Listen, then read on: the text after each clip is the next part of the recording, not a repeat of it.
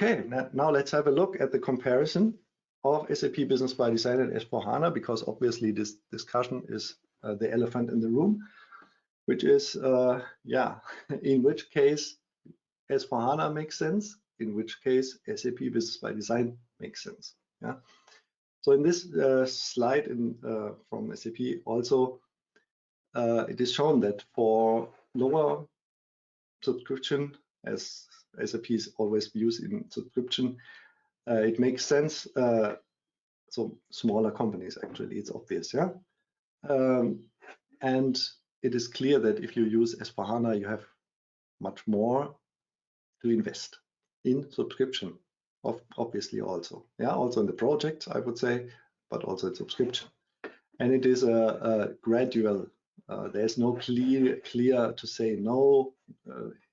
SAP S/4HANA makes no sense here. Yeah, or it depends also on the requirements.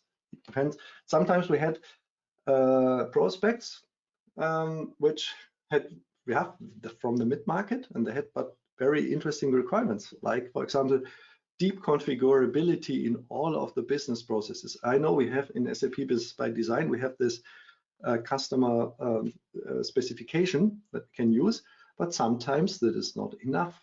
Sometimes you need more configurability in all of the processes, even in the quote and even in the order, and then you need sometimes cross-docking for configured materials and so on and so on. Of course, then you have some limits in SAP Business ByDesign, and it was clear that we had to send this customer away, as was concerning of SAP Business ByDesign. But then we don't need, now we need not to send them away, because there is S/4HANA also, and this is integrated into the processes, this configurability. So we have limited processes and lower organization complexity for SAP Business ByDesign for medium-sized companies, deeper processes and process variations, more complex heterogeneous organizations. You have more degrees of freedoms in S/4HANA.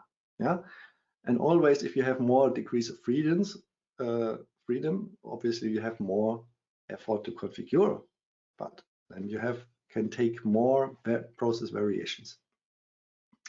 So it is, therefore, SAP Business ByDesign is good if you want a easy to implement, quickly to implement solution for small medium company, and go up and running quickly. So it is partner channel led, and IT in-house skills are needed close to none. And yeah, in S/4HANA you have to have more like this in-house IT skill. You have to have a competency center.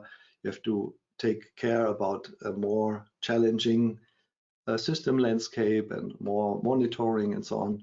Of course, tools are getting better, and there's this new ALM, application lifecycle management, end, but it is more effort to implement and to administer, obviously. But you have deep industry capabilities provided by SAP, yeah, and not only by partners, because then you have more of these also in the standard.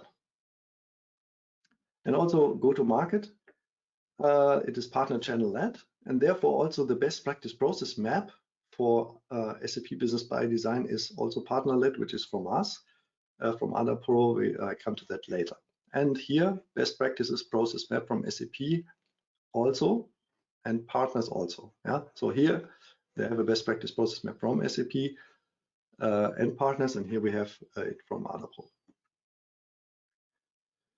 Yeah, so all in all, SAP Business ByDesign is a stable solution. Innovation is done mainly by partner extensions. And S/4HANA, you want to have, if you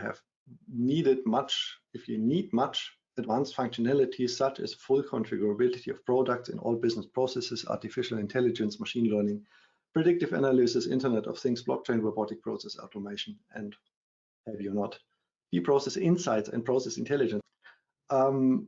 Yeah, so and this kind of tools are then in the this is more like how you define your roadmap for a migration to cloud ERP. It's very good supported. So here we have proven best practices for the mid-market, a stable core. Here in S/4HANA, we have many moving parts depending on strategy for industry verticalizations. And about the budget, obviously SAP Business ByDesign has an excellent price-performance ratio, while S/4HANA, you have higher investment in license budget, as I said, implementation project and human resources to run the solution.